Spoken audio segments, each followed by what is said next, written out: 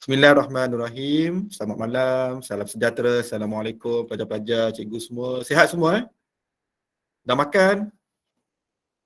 Okay, Sihat, Alhamdulillah. cikgu. Tanpa kita sedar, siri kita pada malam ni dah masuk siri ke-15. Asalnya siri yang dikatakan sebagai motivation ataupun ratio ambition talk series ni pada mula untuk pengetahuan Cik Saiful sekadar mungkin spontan ni waktu tu, dan speaker kita yang pertama pun tak lain tak bukan sahabat kita juga tuan Syadi Saiman yang bercakap tentang dunia undang-undang. Kemudian lambat laun cikgu lihat sambutan menggalakkan tak kurang 20 ke 30 pelajar yang sabar minggu akan menyertai sesi talk kita yang bercakap tentang dunia kerjaya. Kita dah jemput doktor, kita dah jemput pensyarah, jurutera, dan yang baru-baru ni adalah ahli geologis yang bercakap tentang dunia geologi. So malam ni kita sangat bertuah kerana bersama kita pada malam ni Cik Saiful Hassam, wartawan eksekutif daripada Berita Harian. Cik Saiful kita berkelulusan Sarjana Muda Komunikasi daripada Universiti Islam Antarabangsa, dan saya dipahamkan 20 tahun Angka Saiful kita telah berkhidmat dalam dunia kewartawanan. Jadi pengalaman beliau cikgu percaya sangat menarik. Mungkin pelajar-pelajar nak tanya, mungkin tak sabar nak tanya. Jadi simpan dulu soalan itu kerana kita akan berkenalan dulu, ataupun cikgu akan terus serahkan kepada sesi pada malam ini kepada Angka Saiful kita untuk berkongsi seronoknya dunia sebagai wartawan. Dan tapi mungkin sebelum tu mungkin Angka Saiful boleh sentuh tentang perjalanan daripada belajar, kemudian mungkin boleh kongsi sedikit waktu belajar tu, apa yang dikatakan sarjana muda komunikasi tu, macam mana yang belajar, adakah spesifik belajar wartawan saja ataupun bagaimana, ataupun kena timba lagi ilmu-ilmu lain, kena gali lagi pengalaman-pengalaman dan sebagainya sebelum menjadi wartawan yang orang kata apa disegani lah, insyaAllah. Jadi cikgu jemput Angka Saiful Haizan untuk berkongsi dengan pelajar-pelajar cikgu tentang kerjaya sebagai wartawan. Silakan tuan. Assalamualaikum warahmatullahi wabarakatuh. Pertama, terima kasih kepada Cikgu Azman yang menyediakan satu platform yang pada saya sesi sebegini adalah satu benda yang sangat menguntungkan anak-anak yang join ni lah. Macam pakcik dulu tak ada orang buat macam ni kan. So cita-cita kawan-kawan pakcik dulu cikgu, askar, kita tak nampak tau. Jadi melalui sesi macam ni sikit sebanyak anak-anak dapat gambaran, dapat nampak yang secara lebih jelas lagi. So malam ni sesi perkongsian ni pun tak panjang, 30 minit saja. Jadi pertama saya minta maaf lah kalau saya bercakap ni macam lompat sana lompat sini, sebab saya banyak bercakap melalui tangan tau. Kerja saya hari-hari menulis. Saya bercakap melalui keyboard. Mungkin dari segi percakapan saya tak tersusun lah kan. Memandangkan saya ni tak naklah sesi ni macam serius kan. So saya santai lah, saya bercerita lah. So kalau ada soalan ke tengah-tengah saya bercakap pun boleh tanya, atau selepas tu pun boleh juga. Sebab saya nak tengok juga apa yang anak-anak ni ada persoalan pasal dunia kewartawanan ni. Kadang-kadang saya nampak benda tu macam biasa je. Jadi kita balik pada cerita awal macam mana saya nak jadi wartawan ni kan. Dia bermula pada tahun 1994. Masa tu kelas sastra, cikgu first time masuk. So dia bertanya soalan kepada murid-murid lah.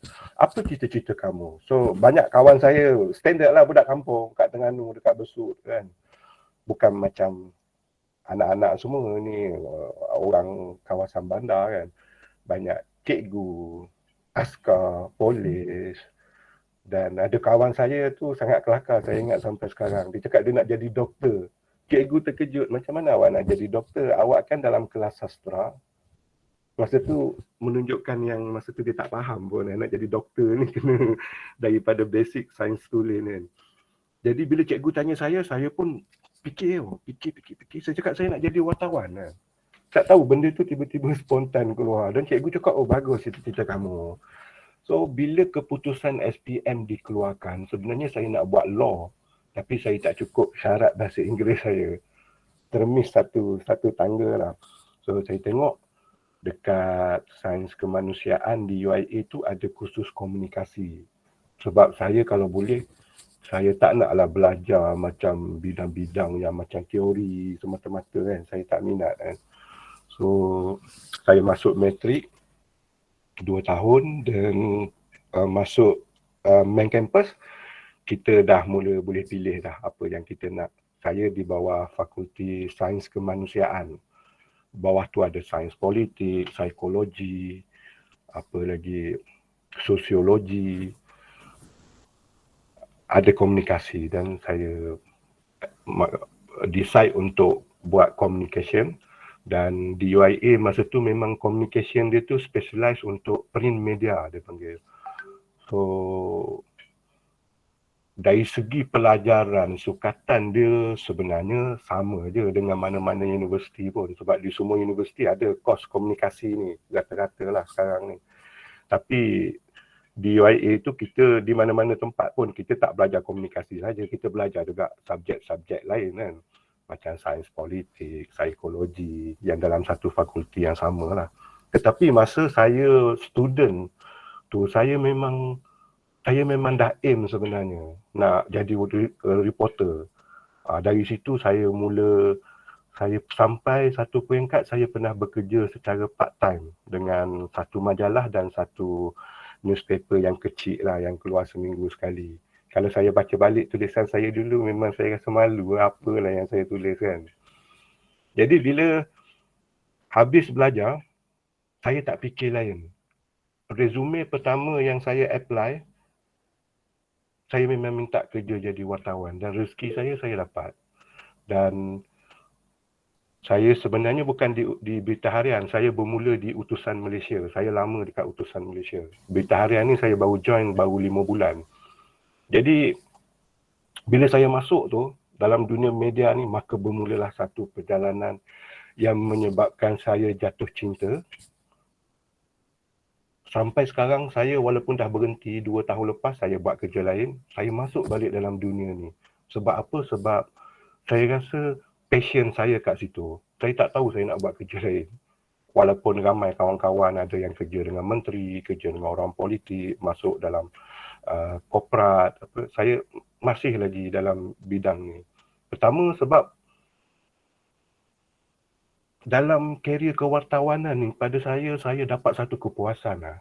Satu kepuasan yang saya tak dapat dalam karier lain lah, saya rasa. Sebab dia setiap hari adalah cabaran yang sangat berbeza. Maksudnya memanglah kita menulis hari-hari, tapi story yang kita buat tu berubah, tak akan sama. Kita tak akan buat satu story yang sama setiap hari kan. So antara niat saya bila saya join media ni, of course kita nakkan keseronokan dia tu kan. Saya nak pergi berjalan luar negara lah. Saya orang kampung, saya cakap terang. Yang first time saya pergi ke luar negara melalui inilah tugasan sebagai media lah. Tahun berapa lah? Tahun 2006 saya pergi Bangkok. Saya cukup seronok lah macam ni jadi wartawan, dapat pergi luar negara. Dan sedar tak sedar saya rasa trip luar negara saya yang sampai sekarang tak adalah sebab COVID kan. Saya tak boleh nak kira lah. Banyak lah, saya dah pergi tak kurang 26-27 negara. Dan benda ni saya tak keluar duit 1 sen pun. Saya dapat allowance lagi. Memang saya sekarang, sampai sekarang saya tak pernah beli tiket sendiri untuk pergi keluar negara. Ini satu benda yang pada saya sangat special lah. Saya dapat pergi banyak kalau saya cerita tak habis malam ni kan. Itu antara ni lah kelebihan dia. Sebenarnya banyak. Pada saya lah, kalau kita nak cari duit kan, ini memang bukan bidang dia. Maksud saya nak jadi kaya raya, ini bukan bidang dia. awak boleh jadi profesional lain dalam bidang lawyer ke, apa, accountant ke, lagi buat duit. Wartawan dari segi gaji dia tu tak semewah orang lain, tapi benda lain yang awak dapat dia dalam bentuk package tau, kepuasan tu lain. Saya rasa wah, dunia ni macam career ni special lah. Saya pun tak tahu saya nak susun dekat mana special dia. Saya boleh sebut saya boleh pergi luar negara sampai tak kurang 27-28 negara. Saya banyak buat benda pelik. Benda-benda pelik ni yang macam satu pengalaman tau. Kalau saya nak cerita banyak saya buat. Benda yang orang biasa tak buat. Tapi saya buat. Boleh mencelah, antara tugasan yang paling tak boleh lupa. Mungkin setengah wartawan tu mungkin pergi di mungkin tak sampai medan perang kot. Mungkin penugasan adakah mengikuti rombongan pemimpin negara? Itu boleh sebab share, itulah semestinya. Okay, mungkin boleh share sikit dengan Perdana Menteri ke? Itu sebahagian lah. Tapi pada saya tak special sangat. Saya pernah ikut PM pergi Amsterdam. Saya naik flight pada petang raya puasa saya naik flight sebab MH17 kan, mayat-mayat ke sana sampai. Saya sampai ke Amsterdam, duit dalam poket tak ada pun kan. Tapi sampai siap jumpa PM kat sana. Saya ikut kalau ikut trip yang official, PM saya pergi ke Amsterdam, TPM Muhyiddin saya pergi Phnom Penh, Zahid Hamidi dia menarik juga masa dia jadi TPM. Saya pergi ke kamp pelarian Rohingya di Kutub Balong, Cox's Bazar, Bangladesh.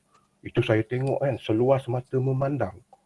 Kemah kan. Sebab tu saya tengok betul rakyat Malaysia tak suka Rohingya datang sini, ada isu baru-baru ni kan. Tapi saya sudah melihat penderitaan dia orang lain. Hati saya jadi lain, saya simpati tengok. Benda tu bagi kesan tau. Dan apa lagi yang besar-besar, yang official. Tapi yang saya nak cerita, yang pelik-pelik tadi tu kan. Saya pernah mengikut bomoh buaya selama 10 hari dekat Sarawak. Saya pernah di Sarawak 3 tahun. Saya pernah tengok bomoh tu cari buaya sebab ini ceritanya cerita nak balas dendam. Sebab isteri kepada satu pemimpin masyarakat kena gigit dengan buaya. So, bagi orang Sarawak, cerita buaya is nothing. Bagi dia buaya ni macam biawak je dekat sungai. Tapi bagi orang Semenanjung, buaya ni wah, buaya kan. Dia orang kalau cerita harimau dia orang suka sebab kat tempat dia tak ada harimau. Di Kepulauan Borneo harimau tak ada. Jadi saya masuk ke Rumah Panjang, saya duduk 10 hari.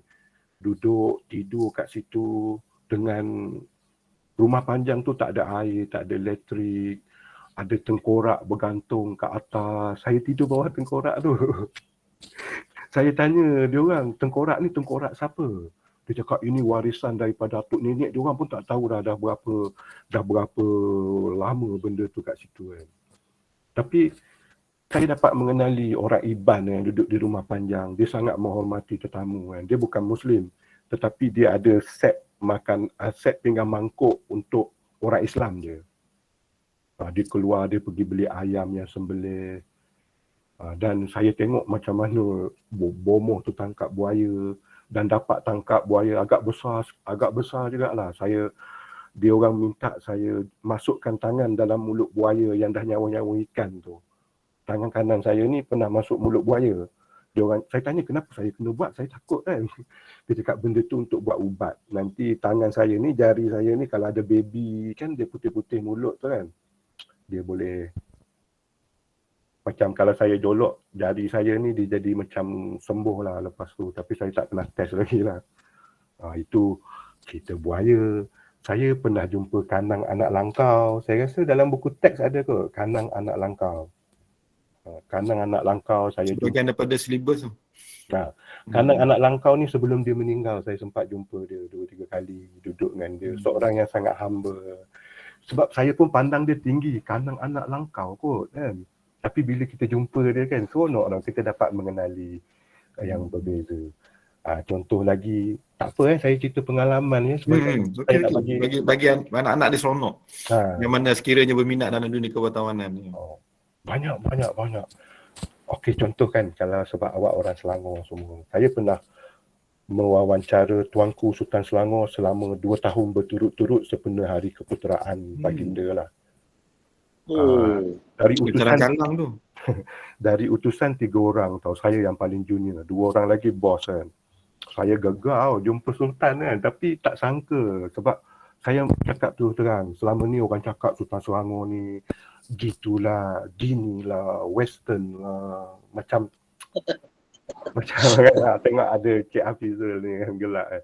Tapi bila saya jumpa dia lain, bila dia ambil tanggungjawab untuk memerintah negeri Selangor, tanggungjawab tu dia pegang. Dia sangat banyak membaca, dia sangat tahu pasal hal ehwal negeri Selangor. Lain. Kalau kita tengok dia luaran macam habiskan duit je lah Sultan ni. Tak. Dia ada tugas dia. Dia ada peranan dia. Saya seronok lah dapat jumpa Sultan Selangor 2 kali. Siapa saya kan, boleh duduk sekali dengan tuanku, boleh tanya macam-macam soalan. Apa lagi yang menarik, saya pernah naik konvoi Petronas Adventure Team daripada KL ke Bombay tahun 2007. KL ke Bombay. Tapi ekspedisi itu dulu dia buat setiap tahun oleh Petronas. Dia buat selama 10 tahun. Ada dalam 30 four wheel. Dan salah satu tahun tu, tahun 2007, dia pergi ke Asia Timur. Sepatutnya ending di Pakistan, tapi Pakistan ada kes bom. So, dia tak dapat nak masuk. Dia pergi ending di Bombay. So, saya naik Macam Cik Saipul, setiap penugasan ni, apa kenangan akan simpan? Adakah tag kerja ke ataupun apa benda yang akan memori? Selalunya you simpan apa? Saya bukan seorang yang organize, gambar tak berterabur, tak ke mana. Saya hanya simpan dalam hati saja kenangan tu kan. Dan saya pernah ikut saya pernah naik motor daripada KL ke London dalam masa 2 bulan pada tahun 2010. Yep. Itu program sendiri? Saya buat liputan, saya wakil wartawan lah. Tapi tim tu tak ramai, 4 biji motor je. Saya buat story setiap hari. Buat report. Saya pernah buat kerja, macam kerja gila lah, naik motor. Apa pula kan kau ni naik motor sampai ke London, saya naik motor. Dululah, masa tu hit lagi. Seronok saya boleh selami. Memang orang yang betul-betul nak kelainan saja yang boleh. Yes, boleh tahan. Yang boleh tahan, betul. Kalau betul lah. Dan ada juga benda-benda pelik yang berlaku pada saya. Mungkin sebab bukan saya nak bangga diri, tapi saya seorang yang saya masa belajar, saya cakap terus-terang anak-anak, masa saya dekat UIA, saya seorang student yang sangat teruk sebenarnya. Saya malas study, saya enjoy je kan. So result saya cukup-cukup makan. Dan benda tu penyesalan, saya tipu mak ayah saya, kononnya saya belajar bersungguh-sungguh minta duit. Penyesalan tu menghantui kehidupan saya. Sampai kan awal-awal kerjaya saya, ini nak cerita pasal jangan adik-adik ulangi benda ni kan. Saya sampai sentiasa mimpi saya masih belum habis belajar. Kononnya saya nak kena buang, benda tu berlaku dalam hidup saya. Jadi saya gunakan bila saya kerja jadi wartawan, saya cakap saya tak mau pandang belakang. Saya memang nak buat kerja betul-betul. Dan progresif saya sangat laju. Itu yang saya dapat banyak assignment best-best ni sebab bos sukalah. Sebab dia tengok, saya tak pandai bodek, jilat-jilat saya tak pandai. Kita proof dengan kerja. Sebab ini politik office bahaya, anak-anak. Kalau kita naik dengan cara mengampu bos, bila bos tak ada, mati kita kena cincang. Tapi kalau kita naik sebab kita punya kemampuan, prestasi, tak ada bos yang tak apa, kita boleh survive. Contoh dia, saya pernah buat liputan sukan Olimpik di Rio. Saya bukan wartawan sukan. Saya hanya kenal yang dalam kontingen Olimpik pada tahun 2016, saya kenal Lee Chong Wei saja. Tapi berpeluang ke Rio. Saya macam dah bos tanya, nak pergi Rio tak? Bos, Rio kok. Bos tanya macam tu ke? Fully sponsored. Fully sponsored, siap dapat allowance. Allowance saya satu hari $100 USD. Bersamaan dengan 400 lebih satu hari. saya beli kereta sebiji, kereta second hand. Tapi Seronok. macam mana saya survive sedangkan saya tak kenal orang. Azizul Hasmi saya tahu pasal Azizul Yang dengan ikon-ikon je lah kenal. Tapi saya boleh survive sebab apa? Itu trik kita kena survive lah. Saya rasa Uncle Sepu kita dia cepat belajar lah. Cepat belajar, cepat adapt. Terpaksa, you have no choice. Terpaksa. Saya pergi ke, lama saya duduk di Rio tu kan, seronok tengok satu acara sukan. Apabila di peringkat Olimpik, apa sahaja sukan pun dia akan jadi best. Sebab dia world standard. Dia bukan sukma, dia world standard. Kita tak faham pun kan, tapi tengok, wah kan, best. Itu Olimpik lah. Tapi yang paling... Lepas tu yang mungkin istimewanya, bila kita pakai tag price tu atau media tu, itu yang lesen paling besar tu. Ni. Tapi ni sekarang kerajaan tak guna yang ni dah. Ini yang lama. Saya punya ni dah tamat tempoh dah ni. Yang baru dia buat design lain.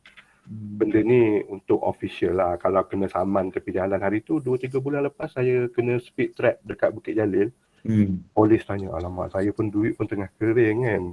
Polis tanya, nak pergi mana ni cik? Oh cik, saya nak pergi sidang akhbar ni lah. Menteri ni di Madrid kan. Saya tunjuk lepas meja saya. Allah, tak apalah cik, saya tolonglah cik. Itu advantage dia, banyak advantage. Lesen besar. Ada orang suka minta macam-macam. Saya bukan macam tu, saya malu nak minta. Betul, ada kawan saya yang dapat daripada pemimpin-pemimpin. Macam peruntukan nak bela kambing ke, nak buat pertanian ke. Saya pernah minta tolong lah. Satu, saya dapatkan kerja cikgu untuk adik saya. Betul, menteri tolong. Dan yang kedua, saya minta tolong Menteri Pendidikan untuk pindahkan adik saya. Sebab adik saya mohon nak pindah kan.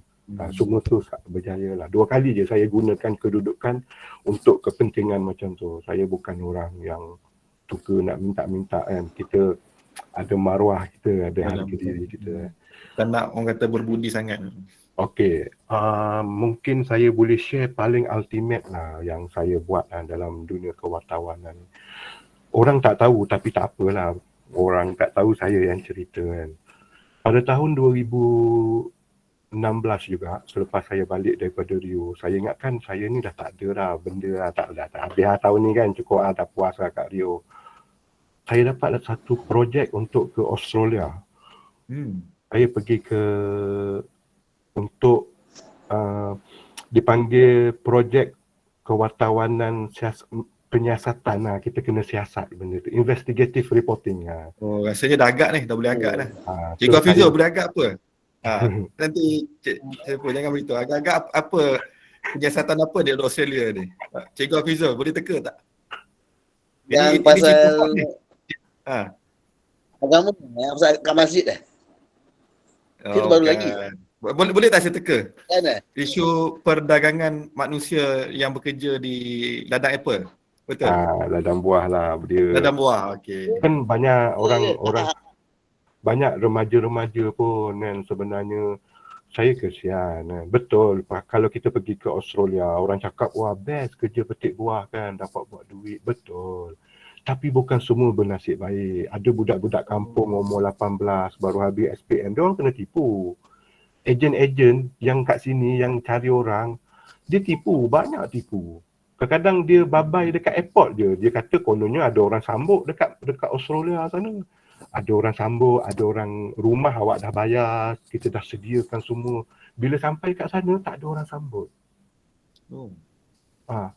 Bayangkanlah kalau budak 18 baru 18 tahun, budak kampung daripada Terengganu, daripada Kelantan, daripada Kedah, macam mana dia orang nak survive? Nak balik pun tak ada duit.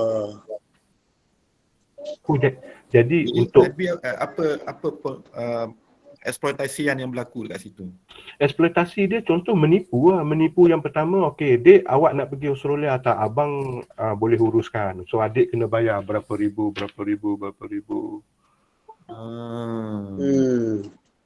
Lepas tu kononnya bayar rumah, kononnya dah kerja, dah ada semualah, tanggung beres lah. Adik pergi sana, adik memang buat duit punya lah. Tapi bila sampai sana, dah tak ada. So budak ni tak boleh balik. Budak ni pun merayau. Biasanya dekat Melbourne, kalau Melbourne, dia akan merayau, dia akan pergi ke stesen kereta api. Dia ada stesen bas dia. Kat situ banyak orang Malaysia. So budak ni katakan satu grup ni duduk terpinga-pinga, nanti adalah orang Malaysia kan, dek kenapa ni dek? Oh gini, kita orang kena tipu kan. Allah dek, banyak berlaku macam ni kan. Abang pun kesian lah tengok kamu. Kamu kerja dengan abang lah. Abang boleh uruskan. Oh, Betul. Okey, kalau bila kerja dengan dia, rupanya setiap jam yang kita kerja tu gaji, dia dah makan percentage dah. Oh, pandai makan. Pandai. maknanya masuk keluar mulut buaya, masuk mulut harimau. Kadang-kadang gaji melalui dia ambil gaji tu. Jadi kesian lah Sekejap ni. kes-kes gini kan. Betul, ada orang yang boleh buat duit kat sana, tapi ada orang, jangan lupa. Jadi mangsa. So saya masuk sana, dia menarik sebab projek ni kita bekerjasama 3 penjuru antara utusan Malaysia, The Age ni satu surat khabar yang berpengaruh di Australia, dan Australia Broadcast Corporation, stesen TV kerajaan dia. 3 penjuru kita buat projek ni. Dan pendedahan tu sangat besar, saya shortcut kan. Saya masuk sana, saya bekerja lah. Saya bekerja macam orang lain lah. Oh, Bekerja menyamar. macam saya kena buat lah. Saya masuk sebagai pekerja haram. Baru dapat tahu cerita, Baru dapat boleh tahu. cerita. Oi, tapi pernah kerja pakai tenaga macam bangla kat sini. Oh, Tak sedang kerja farm ni, nampak macam menarik petik apple tu kan. Nampak Kena macam menarik. cuaca sejuk okey lah, kena cuaca panas. Australia kalau panas betul. Sejuk ke, panas ke, kerja macam lembu. Tak ada glamour-glamournya, duduk bergambar dengan pokok anggur, Pokok anggur. pokok apple. Tak ada. Itu semua palsu semata-mata. Dia orang suffer kat sana. Macam mana Bangladesh, Pakistan kerja kat sini lah jadi buruh kan. Dan saya bekerja dalam 2 minggu, saya duduk sama-sama dengan dia orang. So saya ada bukti yang kukuh lah. Kita nak buat story tak boleh macam tuduh-tuduh kan. Kita ada bukti ya. Dan benda tu sangat besar, meletup kat sana. Dekat Malaysia orang maki hamun saya, dekat Facebook orang cari, orang nak pukul. Apa orang tak cakap kat saya, orang hina saya, hati hitam, pengkhianat bangsa, menyusahkan orang-orang kita nak cari makan. Memang orang marah. Tapi setahun selepas tu, genap setahun, Parlimen Australia panggil saya untuk bagi keterangan di satu tempat nama Mildura. Jawatan kuasa Parlimen Australia, dia tengah menggubal satu undang-undang baru dipanggil Akta Perhambaan Moden. Maknanya pihak berkuasa Australia pun tak tahu kisah dalaman yang berlaku dalam sektor pekerjaan. Dia tahu, tapi tidak ada bukti yang pengakuan daripada syarikat-syarikat ni. Selama ni syarikat ni tak mengaku. Dia cakap pekerja haram ni bukan dia yang uruskan, kontraktor dia ingatkan betul kan. Tapi saya ada satu recording video, saya pakai secret camera, ada Mat Saleh yang besar dalam syarikat tu, dia buat pengakuan. Benda tu besar. Kantoi keluar dekat TV kat Australia tu kan. Besar-besaran keluar. Jadi gila ni.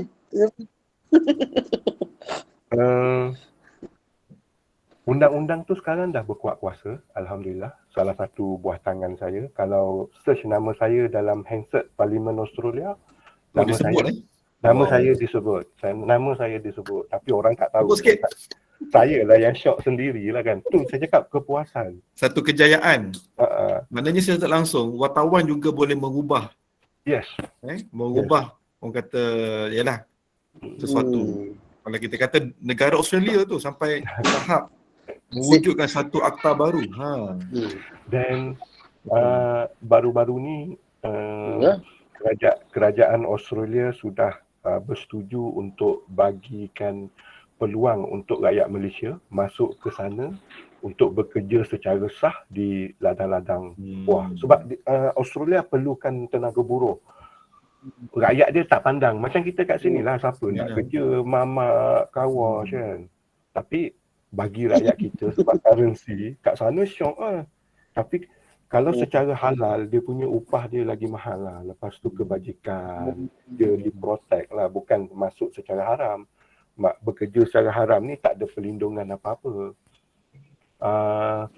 Cuma setakat ni kerajaan Malaysia tak kata yes, tak kata no lagi. Tapi Malaysia salah satu, dan memang dalam report tu dia quote, ini hasil daripada laporan jawatan kuasa parlimen yang saya bagi keterangan dulu.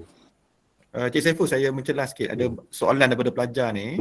Silakan. Tapi ada satu komen ni saya tertarik ni daripada Mail. Saya orang Iban, tapi family saya ramai masuk Islam. Tapi still atuk nenek saya asingkan pinggan mangkuk semua untuk anak menantu cucu yang Islam. Kan betul. Menarik. Orang Maksudnya dia orang sangat respect orang kata kehidupan beragama orang Iban sebab di Sarawak memang itulah budayanya. Biasa. Sebab dia orang banyak pencampur, kahwin campur kan. Dan di sana biasa masjid dan gereja sebelah menyebelah. Hari Ahad kenderaan orang Kristian parking di dalam masjid. Hari Jumaat kenderaan orang Islam parking di kawasan gereja. Itu harmoni di Sarawak ni. Okey, ada soalan daripada Kamsia Muhammad. Nama saya Alia. Apa ciri-ciri yang perlu ada untuk menjadi seorang wartawan? Okey. Ni cikgu gabungkan Kemahiran apa yang perlu ada sebagai wartawan dan apa cabaran paling mencabar sebagai wartawan? Bagus Alia tanya soalan ni. Okey, saya mungkin lupa. Memory saya tak bagus sikit. Saya ada masalah short term memory. Tapi saya boleh cerita balik hari pertama saya masuk darjah 1. Saya ingat siapa duduk sebelah meja saya. Saya boleh ingat apa yang saya buat. Tapi yang baru-baru berlaku kadang saya ada masalah tu. Mungkin sebab usia kot. Soalan pertama tadi, apa ciri-ciri kan? Ciri-ciri dia saya rasa hati sikit mau kental lah. Satu kental, lepas tu eagerness untuk tahu. Menyebut-nyebut sikit kan, nak tahu je kan. Benda tu saya rasa salah satu karakter yang ada pada wartawan yang boleh kekal lama dalam industri lah. Ada wartawan yang hati kering sikit, karakter dia independen, perlu independen lah. Jangan nak kira bos nak kena ketuk-ketuk dia. Kadang-kadang dia campak dia, macam contoh saya lah. Campak masuk kat Australia kan, pandai-pandai kau lah kan. Macam mana kita nak settlekan tugasan. Macam di media tu dia ada wartawan sukan, wartawan hiburan, wartawan jenayah. Macam dalam medium wartawan jenayah ni Cik Saiful pernah buat assignment berkaitan jenayah. Okey, saya daripada day one saya tak pernah duduk di meja lain. Kita panggil meja lah. Saya ni adalah wartawan dipanggil meja berita. Meja berita ni cerita-cerita pasal politik, cerita-cerita pasal dasar-dasar negara, kerajaan, vaksin tu bawah berita. Okey, kalau wartawan sukan, dia hanya buat sukan je lah. Dia suka, dia dapat tengok badminton, tengok game, apa semua. Dan wartawan sukan ni fun lah, saya rasa fun jugalah. Cuma saya tak pernah duduk, kecuali masa saya pergi Rio lah. Dan ada orang jadi wartawan jenayah. Wartawan jenayah ni kerja dia berjumpa polis, maknanya dia melibatkan berita-berita kemalangan, berita-berita kebakaran, orang mati, kena bunuh ke apa ke. Ni semua kerja wartawan jenayah. Hati pun mau kering wartawan jenayah sebab awak akan tengok macam-macam. Tengok mayat bersepai, tengok mayat rentung. Itu semua mainan diorang. Hidu bau mayat kan.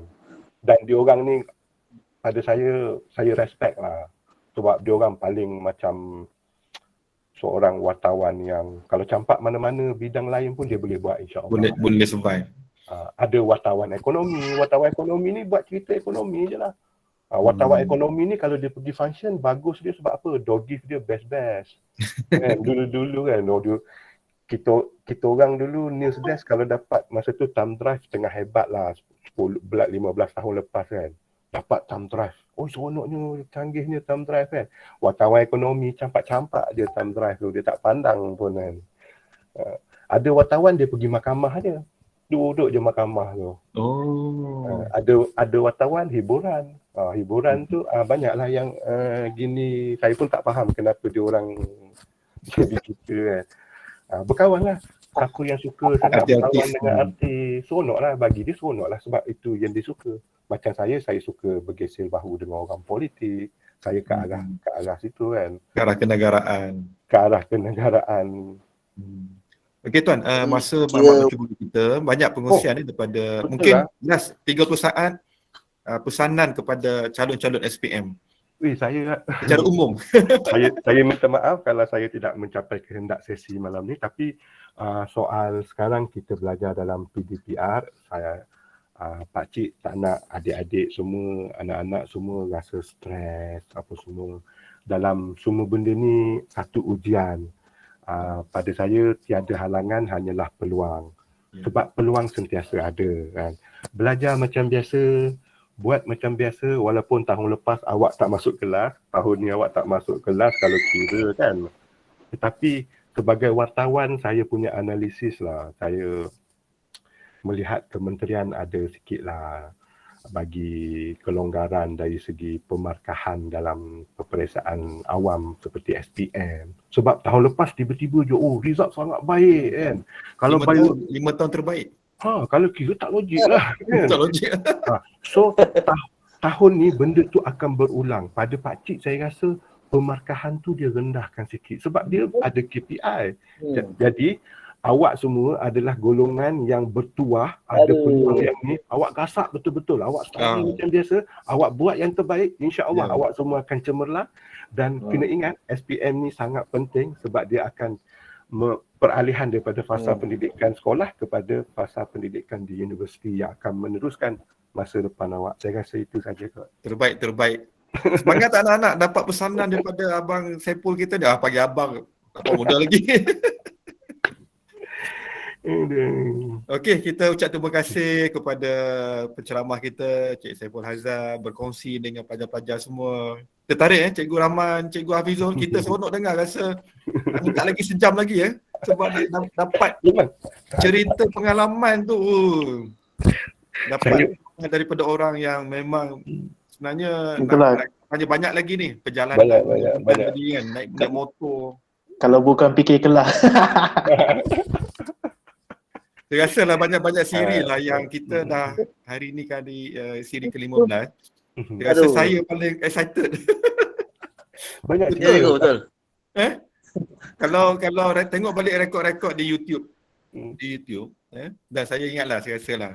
Selalunya penceramah saya pun saya ingat. Tapi yang ini saya pula yang excited. Ya. Masa mencemburi kita, macam saya cakap tadi, kenangan saya simpan dalam sini ya. Itu je. Gambar entah ke mana. Nanti kena mengatih lagi ni. Cik Saiful ni insya-Allah selalu jumpa. Baru ni pun kita Saiful berjumpa 2 hari lepas.